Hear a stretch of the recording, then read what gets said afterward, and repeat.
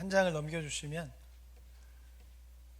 다음 제목을 보고 누구의 노래인지 한번 맞춰보시겠습니까? 꽃이라는 노래가 누구의 노래, 어떤 노래일까요? 누구의 노래일까요? 아마 30대가 넘어가신 분들은 아마 장윤정의 꽃 야이야이야이야야 요런 걸 생각할 거고, 10대나 20대는 뭐 블랙핑크 지수 왔단다 뭐 이렇게 제대로 제가 가사를 몰라서 어제 유튜브로 잠깐 봤는데 어쨌든 손으로 이렇게 해가지고 왔단다 어떤 거 하는 그런 걸 좀 생각할 겁니다. 다음 넘겨주시면 이 거짓말 어떤 노래가 생각나십니까? 누구의 노래가? 이것도 연령별로 좀 다를 텐데 50대 네? 못 들었어요. 잘못 들었어요. 왜 웃으신 거죠? 얘기를 해주시면. 네. 50대 이상은 아마 김추자의 거짓말이야 거짓말이야 거짓말이야 이 노래 생각할 거고, 40대는 난 네가 싫어졌어 하는 god의 거짓말, 30대나 20대 후반은 빅뱅의 I'm so sorry but I love you 다 거짓말 뭐 요거를 아마 생각하지 않을까 싶습니다. 근데 만약에 어떤 사람 둘이서 노래 제목만 가지고 대화를 나눈다고 해본다면 어떻게 될까요? 만약 거짓말의 노래를 가지고 40대와 그리고 20대가 이야기를 나눈다면 처음에 나도 거짓말 노래 좋아해요, 저도 되게 좋아해요 라고 이렇게 이야기를 시작했다가 시간이 갈수록 점점 대화가 안 될 겁니다. 분명히 이쪽에서 나는 이 거짓말이란 노래에서 이 가사가 너무 좋아, 이것 때문에 난 이 노래를 좋아해 라고 이야기했는데 이쪽에서는 그 노래는 그런 가사가 없는데요? 라고 하면서 서로 이제 대화가 안 되다가 나중에는 아예 소통이 안 돼요. 왜냐하면 제목이 같아서 같은 건 줄 알았는데 서로 다른 노래였던 것이죠. 그래서 나중에 알게 되는 거예요. 우리가 제목이 같아서 같은 건 줄 알았는데 알고 보니까 서로 다른 거였군요 라는 것을 알게 됩니다. 오늘 왜 이런 이야기를 시작하냐면 성경과 과학이 그렇습니다. 서로 같은 것처럼 보이지만 서로 다른 거예요. 성경은 하나님의 이야기고 과학은 세상의 작동 방식을 말합니다. 물론 서로 창조에 대해서 이야기를 해요. 그러나 서로 접근하는 방식이 다릅니다. 그렇게 이 두 개를 합치려고 하다 보면 결국 문제가 생길 수밖에 없습니다. 성경은 하나님에 대해서, 하나님께서 원하시는 삶에 대해서, 신앙에 대해서 기록한 것인데 이것을 과학적으로 해석하려고 하다 보면 결국 대화가 될 수 없고 문제가 생길 수밖에 없습니다. 그래서 하나님에 대한 것은 성경책에서, 과학에 대한 것은 과학책에서 보면 되는 겁니다. 오늘 우리가 함께 살펴볼 창세기도 마찬가지인데요. 오늘 우리가 함께 이제 계속적으로 창세기를 볼 텐데 이 창세기는 과학책이 아니라 성경책이에요. 그래서 창세기를 볼 때는 과학적인 접근이 아니라 신앙적으로 접근을 해야 합니다. 처음 기록할 때부터 성경책으로 기록한 것이지 과학책으로 기록한 것이 아니거든요. 하나님은 어떤 분이시고 그 하나님께서 인간을 얼마나 사랑하시는지를 알려주기 위해서 기록한 것이기에 과학적인 방식으로 기록하지도 않았고 과학적인 것을 증명하기 위해 기록하지도 않았어요. 또한 창세기는 1차 독자가 오늘날 현대를 살아가는 우리가 아닙니다. 그 시대를 살아갔던 고대 시대의 사람들이 1차 독자예요. 그 사람들이 이해할 수 있도록 쓰여진 겁니다. 그러니까 오늘날 과학을 알고 발전된 문명을 아는 우리가 1차 독자가 아니라 그것을 모르는 그들이 1차 독자예요. 그러다 보니까 그들이 알 수 있을 만한 글의 방식과 양식을 가지고 쓰여지게 되는 거죠. 그래서 창세기를 보면 그 주변 지역에 있는 그 나라들의 글들과 비슷한 것들이 많아요. 왜냐하면 그들이 알고 있는 그런 양식과 방식을 토대로 쓰여졌기 때문에 비슷할 수밖에 없는 거죠. 당시의 수준 안에서. 단적인 예로 궁창이라는 것을 좀 예를 들면, 궁창이라는 건 히브리어 말로 판입니다. 넓은 판. 그런데 그 시대 사람들은 어떻게 생각했냐면 오늘날 우리는 비가 오면 어떻게 생각하죠? 비가 구름이 이제 만나면서 이제 물기가 생기면서 물이 떨어진다고 생각하잖아요. 근데 당시의 사람들은 그런 걸 몰랐던 거죠. 그러니까 비는 위에 물판이 있구나, 큰 물판이 있어서 거기서 내리는 거구나 라고 생각을 한 거죠. 그러다 보니까 땅에 궁창이 있고 위에 궁창이 있다고 그렇게 기록을 하게 된 거죠. 그래서 창세기를 읽을 때는 과학책으로 생각하고 과학적으로 접근을 하면 안 됩니다. 성경책이기 때문에 신앙적으로 접근을 하고 과학적인 영역은 과학자에게 과학책에 맡기면 돼요. 1절에 나온 태초에라는 말도 마찬가지입니다. 태초에라는 말을 과학적으로 보려고 해서 이건 빅뱅을 말하는 거야, 그러니까 8억 년 전에 나온 그때를 말하는 거야. 아니야, 무슨 지구가 그렇게 오래됐어, 지구는 6천 년밖에 안 됐어 라고 그렇게 서로 그렇게 보는 게 아니라 신앙적으로 접근해서 1절과 2절을 같이 보는 거죠. 처음에 땅이 혼돈하고 공허하고 흑암이 깊음이 있었는데 하나님께서 우리를 너무나 사랑하셔서 그런 세상 가운데 인간이 살 수 있는 세상을 만드셨다라고 보면 되는 겁니다. 그래서 2절을 보면 땅이 혼돈하고 공허하며 흑암이 깊음 위에 있다라고 하는데 이것을 히브리어 원어로 보면 토우바보후라고 사용됐습니다. 이게 되게 유명한 구절이에요. 토우바보후. 토우라는 것은 헛된, 무질서, 황무함이라는 뜻이 있고, 보후라는 말은 텅 빈, 공허, 황무지라는 뜻이 있어요. 이 두 개가 거의 비슷한 단어예요. 둘 다 인간이 살 수 없는 상태를 말합니다. 첫 번째 같은 경우는 너무나 혼란스러워서 인간이 살 수 없는 상태를 말한다면, 두 번째는 아무것도 없어서 인간이 살 수 없는 상태를 말하는 거예요. 그런 상태에 있는 것을 하나님께서 인간을 위해서, 우리를 너무나 사랑하심으로 해서 인간이 살 수 있는 상태, 우주 만물을 만드셨다는 거죠. 또는 흑암이 깊음에 있다는 것도 앞의 말과 비슷해요. 어둠이 너무나 깊어서 마치 바닷속 깊은 심해와 같은 정도로 어두워서 인간이 전혀 살 수 없는 상태였다. 근데 이렇게 인간이 전혀 살 수 없는 그런 상태에 있던 것을 하나님께서 인간이 살아가는데 가장 좋은 상태로, 가장 좋게 우주 만물을 만드셨다라고 하는 것이 1절과 2절이고, 3절부터는 그것을 이제 어떻게 하셨냐가 기술되는 거예요. 3절을 같이 한번 읽어보겠습니다. 화면에 있습니다. 자, 시작. 하나님이 이르시되 빛이 있으라 하시니 빛이 있었고. 하나님께서 세상을 창조하실 때 어떻게 창조하시냐면 말씀을 통해 창조하시는 거예요. 빛이 있으라 하시니 빛이 생긴 거죠. 빛이 있으라 하시니 그 혼란 자체였고 어둠 자체였던 그 세상에 빛이 생긴 거죠. 절대로 밝아질 수 없던 공간이었는데 하나님께서 말씀하시니까 그곳에 빛이 생긴 겁니다. 인간은 빛을 받아야 하고 빛 가운데로 나아가야 살 수 있는데 하나님께서 인간을 위해서 빛을 말씀을 통해서 만드신 거죠. 그리고 하나님이 거기서 그치지 않고 이제 무엇을 하시냐면 세상의 질서를 잡아가십니다. 4절부터 보면 하나님은 빛과 어둠을 나누셨어요. 하늘과 땅을 나누셨어요. 땅과 바다를 나누셨어요. 혼란스럽고 무질서한 것들을 하나씩 잡아가신 거죠. 너무나 혼란스럽고 무질서에서 인간이 살아갈 수 없는 세상이었는데 하나님께서 말씀을 통해 정리하시기 시작한 겁니다. 그리고 하나님께서 이제 무엇을 하시냐면 인간이 살아가는 데 필요한 것들을 세상에 채우기 시작하세요. 땅의 식물로, 동물로, 바다의 생물로, 물고기들로, 하늘의 생물로, 날아다니는 새들로 채우시는 거죠. 인간이 살아가는 데 필요한 것들을 채우기 시작해요. 이 모든 것들을 말씀으로 창조하셨습니다.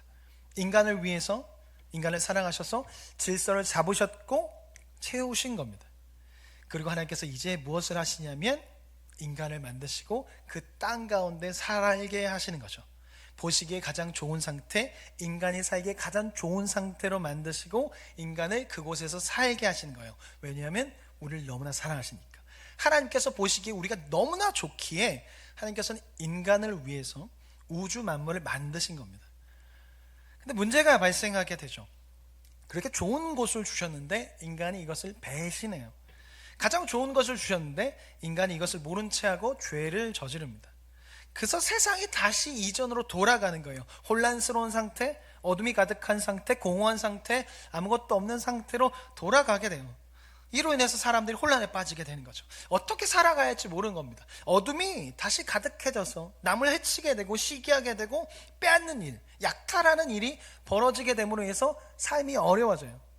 인간이 살기 좋은 상태로 하나님께서 만드셨는데 그것이 인간의 죄를 지음으로 해서 망가뜨렸어요. 그래서 아픔이 들어왔고 슬픔이 들어왔고 불안과 염려와 배고픔과 걱정과 혼란과 시기와 약탈과 폭렬이 들어왔어요.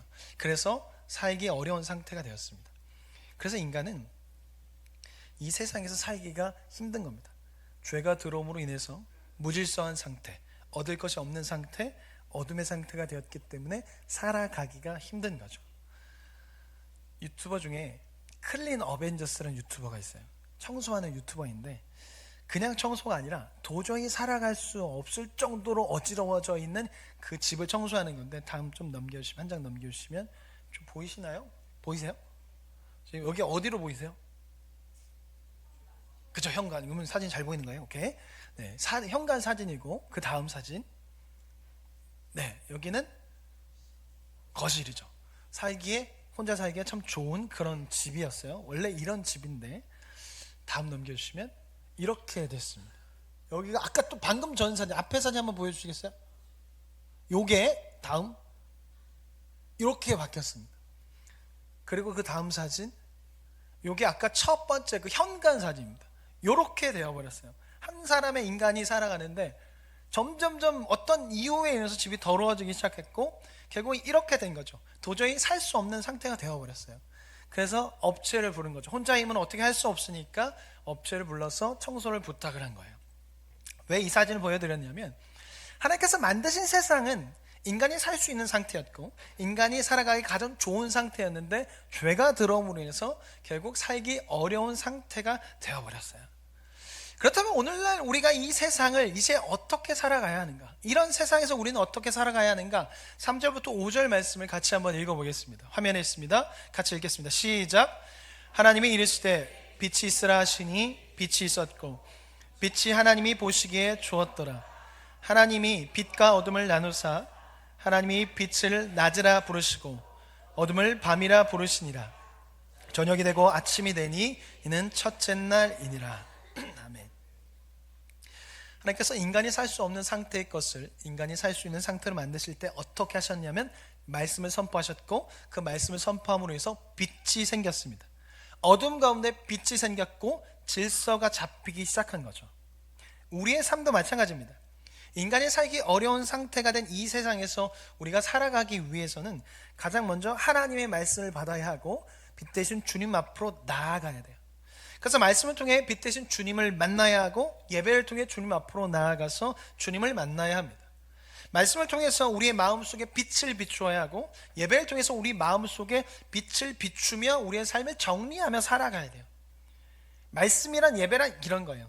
빛 대신 주님 앞으로 나아가는 것, 빛 대신 주님을 만나는 것, 그래서 우리의 삶을 정리해 나가며 우리의 삶의 빛을 비추는 것이 예배이고 말씀이에요.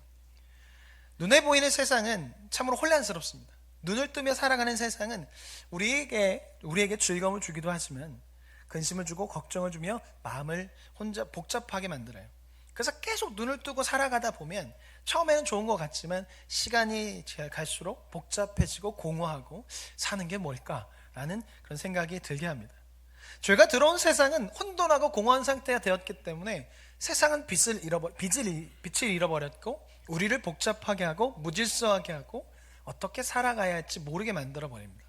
눈에 보이는 세상은 너무나 화려해서 우리에게 많은 것을 줄 것처럼 보이거든요. 근데 실은 우리에게 주는 것이 없어요. 그래서 눈에 보이는 세상을 바라보며 살아가다 보면 공허하게 되고 외로워지고 불안하게 됩니다. 우리에게 주는 것이 없거든요. 문명이 발달하고 보이는 것이 화려해질수록 공허해지고 외로워지고 우울하며 불안이 높아지는 이유가 여기 있어요. 보이는 것이 많아지다 보니까 계속 보이는 것으로만 채우게 되거든요. 그러다 보니까 많은 사람들이 혼돈하고 공허하며 흑암이 깊은 상태에 빠지게 되는 겁니다. 이런 세상에서 살아가다 보니까 하루하루를 불안함 가운데 살아갈 때도 있고 고민 가운데 살아갈 때도 있고 염려 가운데 살아갈 때도 있습니다. 빛을 잃어버린 세상에서 살아가기에, 혼란이 가득한 세상에서 살아가기에 불안이 늘어나고 걱정과 염려 가운데 살아가게 될 때가 있어요. 그리고 이것이 연장되어서 예배 때에도 혼란과 걱정과 불안 가운데 오게 될 때도 있습니다. 하나님께 예배를 드려 왔는데 정리가 안 되고 집중도 안 되고 불안이 계속 될 수도 있어요. 이때 우리는 자칫 스스로를 정죄할 수 있습니다. 내가 지금 준비가 되지 않았구나, 내가 지금 믿음이 없구나라고 생각할 수 있습니다. 물론 예배는 준비하는 것이라 준비하고 와야 하지만 삶이 바쁘고 준비하였지만 혼란스러울 수 있어요. 그래서 어떤 사람은 준비된 상태로 와서 감사의 예배를 드리고 기쁨의 예배를 드리지만 그렇지 못한 경우도 있습니다.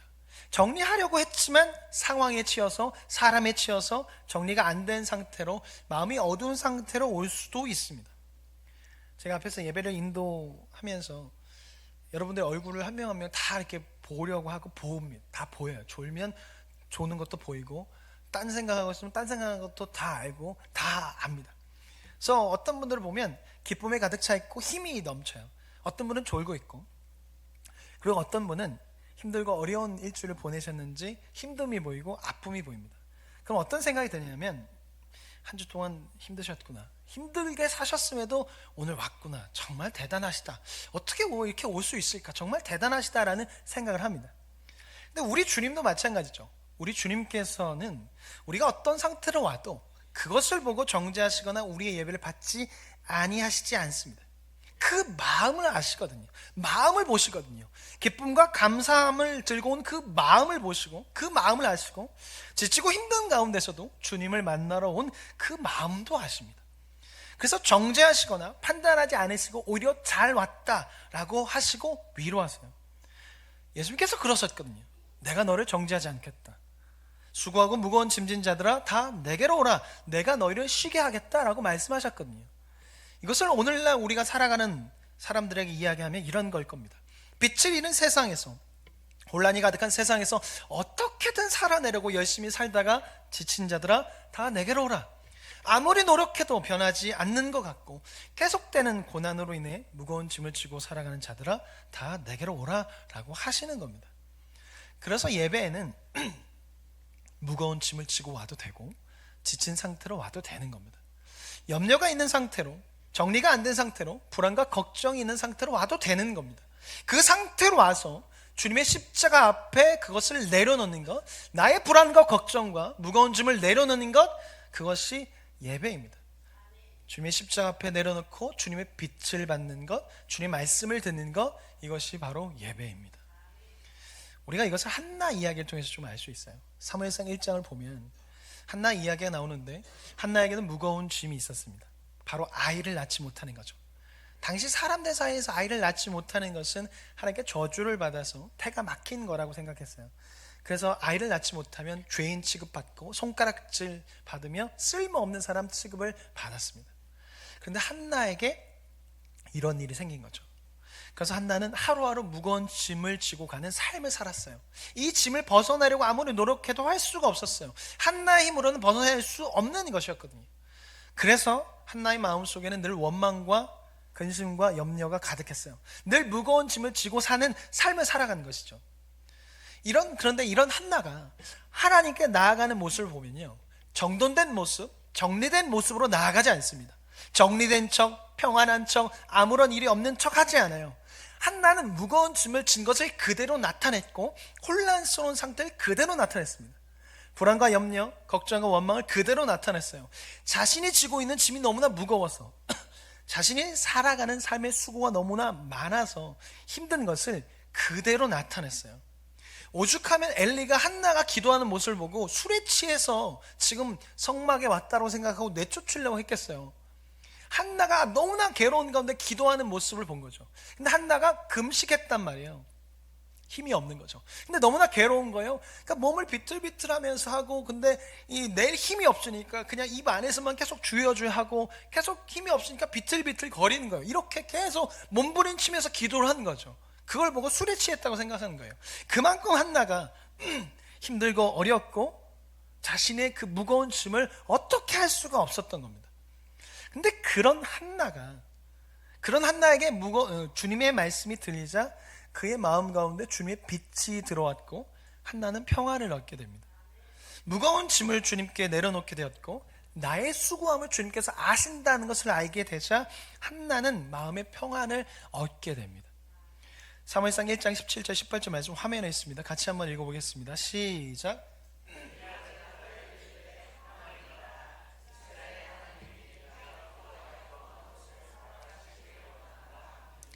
이르되 당신의 여종이 당신께 은혜 입기를 원하나이다 하고 가서 먹고 얼굴에 다시는 근심빛이 없더라. 17절에 보면 하나는 엘리를 통해서 하나님의 말씀을 듣게 됩니다. 비록 엘리가 영적으로 어두워져 있지만 한나에게 있어서 엘리는 제사장이었기 때문에 하나님께서 그 엘리를 통해서 말씀을 듣게 하신 거예요. 그래서 18절에 보면 이르되 당신의 여종이 당신께 은혜 입기를 원하나이다 라고 나옵니다. 이것을 직역하면 그녀가 말하기를 당신의 여종이 당신 안에서 은혜를 얻게 될 것입니다가 됩니다. 즉 내 삶이 당신이 말한 대로 은혜를 입을 것입니다 라고 말한 거예요. 엘리를 통해서 하나님 말씀이 선포되자 한나의 마음 가운데 말씀이 들어왔고 주님의 빛이 들어온 거죠. 그래서 한나는 더 이상 근심빛이 없게 된 거예요.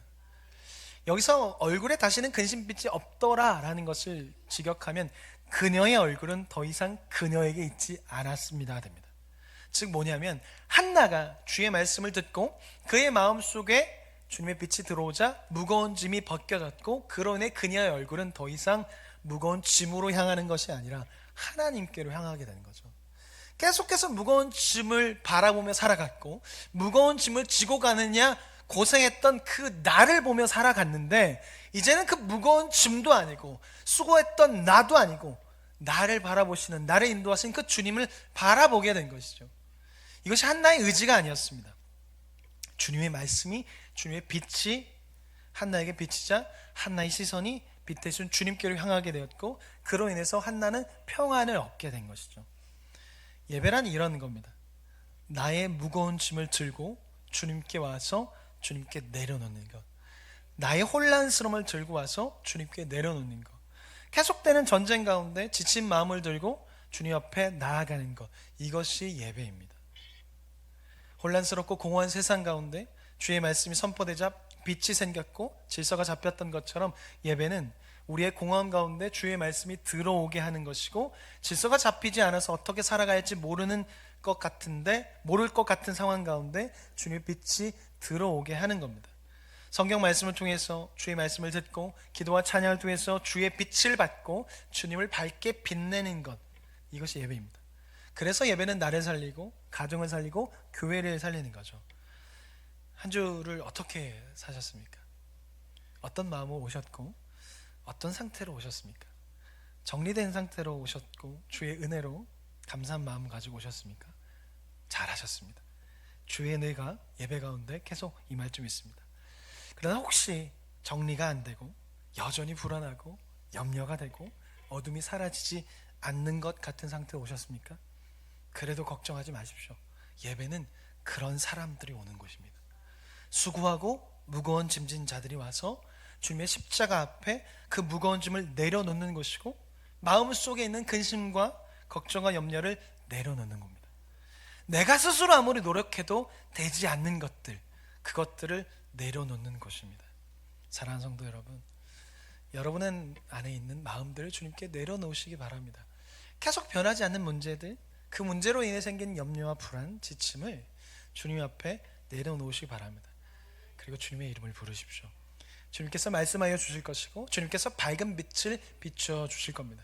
그래서 우리의 시선이 무거운 짐에서 주님의 말씀으로 주의 얼굴로 가게 하실 겁니다. 오늘 예배를 통해서 여러분의 삶 가운데 빛을 비추고 여러분의 삶과 마음 가운데 말씀을 듣게 하시고 말씀을 선포하십시오. 그 예배가 나를 살리고 그 선포가 나를 살게 할 겁니다. 비록 상황은 바뀌지 않을 수도 있겠지만 예배를 통해 들어온 주님의 말씀이 상황을 이길 수 있게 할 것이고 예배를 통해 들어온 주님의 밝은 빛이 상황을 버티며 상황 가운데 평안을 얻을 수 있게 할 것입니다. 같이 찬양하고 기도하겠습니다. 주님이여 이 손을 꼭 잡고 가소서 부르면서 주님께 좀 기도했으면 좋겠습니다. 기쁨 가운데 있다면 주님 계속해서 이 기쁨을 누리며 살아갈 수 있도록, 혹시나 어둠과 힘든 가운데 있다면 주님 내 손을 꼭 잡고 가셔서 어둠 가운데서 빛 가운데로 나아가게 하시고 혼란스러운 가운데 정리된 곳으로 나아가게 하시고 주님의 말씀으로 주님이 있는 곳으로 가게 하시고 무거운 짐과 그것을 바라보는 것이 아니라 내 등에 있는 무거운 짐과 그 수고하고 있는 나를 보는 것이 아니라 내 손을 잡고 가는 그 주님을 바라보게 하시고 나를 얻고 가시는 그 주님을 바라보게 하시고 주님이 나와 동행한다는 것을 볼 수 있는 그것을 알게 하여 달라고. 그래서 이곳을 나갈 때 내 마음속에 평안을 얻을 수 있도록 한나가 마음의 평안을 얻은 것처럼 평안을 얻고 돌아갈 수 있는 예배가 되게 해달라고 그렇게 기도했으면 좋겠습니다.